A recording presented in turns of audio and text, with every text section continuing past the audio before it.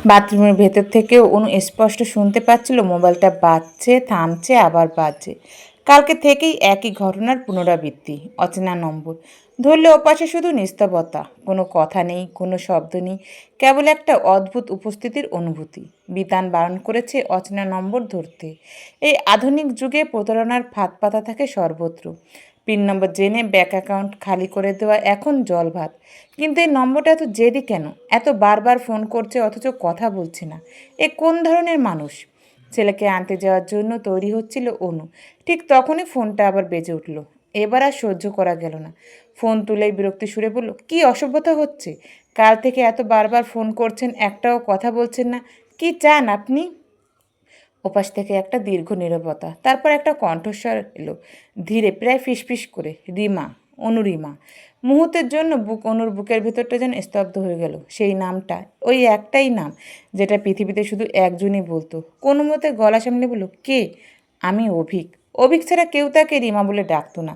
সকলের কাছে সে অনু বা অনুরিমা, কিন্তু অভিকের কাছে সে ছিল শুধু রিমা। সেই নামের মধ্যে ছিল একটা আলাদা পৃথিবী। হারিয়ে যাওয়া, ভুলে যাওয়া সংবিত ফিরে পেয়ে অনু বলল, এতদিন পর কি চাই? কিছু না, শুধু একবার দেখা করতে চাই। অসম্ভব। লক্ষ্মীটি, একবার, শুধু একবার। অসম্ভব। ফোন কেটে দিল। তারপর ধপ করে বসে পড়ল সোফার উপর। গলাটা কাঠ হয়ে গেছে। এক গ্লাস জল ঢকঢক করে শেষ করলো।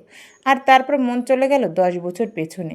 সেই মেয়েটা ছিল আলাদা। উচ্চ মাধ্যমিকে ভালো ফল করে নামকরা কলেজে ইংরেজি অনার্সে ভর্তি হওয়া অনুরিমা। সুন্দরী, সুপ্রভিত, চঞ্চল, গান গাইতো মিষ্টি গলায়, ডিবেটে দুর্দান্ত, কথা বলতো ঝরঝর করে। সবাই তাকে পছন্দ করত, কিন্তু সে পছন্দ করলো অভিককে।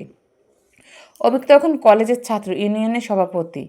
সে 2 বছর উপরের ক্লাসে পড়তো। ধীরে ধীরে দুজনের মধ্যে এক অদৃশ্য সুতো তৈরি হলো। প্রথমে বন্ধুত্ব, তারপর প্রেম। সে দিনগুলো কেমন ছিল যেন পালকের উপর ভর দিয়ে উড়ে যাওয়া। আজ সিনেমা, কাল রেস্তোরাঁ, পরশু অ্যাডভেঞ্চার, সব কিছু ছিল রঙিন, অফুরন্ত। এই কারণে রেজাল্ট দুজনেরই খারাপ হলো। অনুর অনার্সটা কোনো মতে টিকলো, কিন্তু স্নাতকোত্তরে ভর্তির স্বপ্ন ঝরে পড়লো। তারপর এলো সেই দুর্যোগের দিন। বাবা হঠাৎ হার্ট অ্যাটাকে মারা গেল। ব্যবসায় দেনা ছিল, লোকসান ছিল, সেই চিন্তায় শেষ করে দিল তাকে।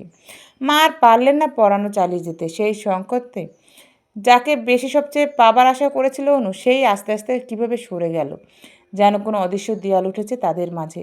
মামারা বিয়ের কথা তুললেন। অনু অভিকের কথা জানালো। মামারা দেখতে চাইলেন, কিন্তু অভিককে আর পাওয়া গেল না।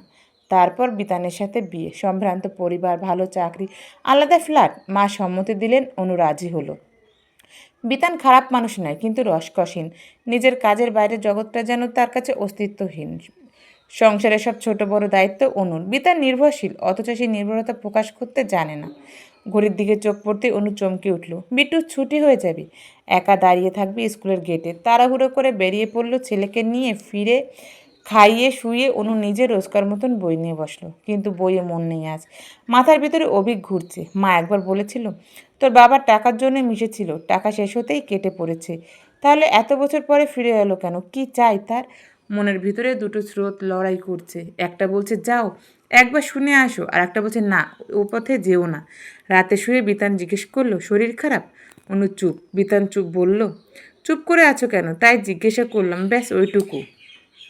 পরদিন সকালে বিতান অফিস যেতে আবার ফোন করলো অভিক। একবার দেখা করো, ভীষণ দরকার। অনু কিছুতেই রাজি হচ্ছিল না, কিন্তু অভিক খুব জোরাজোরি করতে লাগলো। অনু ঠিক অভিকের কথাকে এড়িয়েও যেতে পারছিল না।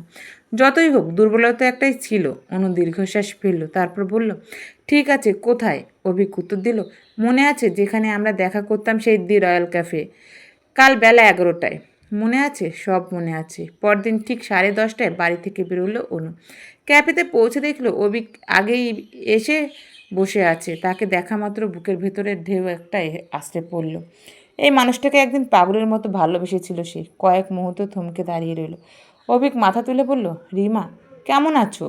সেই নামটা এত বছর পরে অনুর চোখ ভিজে গেল। বসলো, চা এলো, কথা শুরু হলো। কেমন আছো? অভিক জিজ্ঞাসা করল।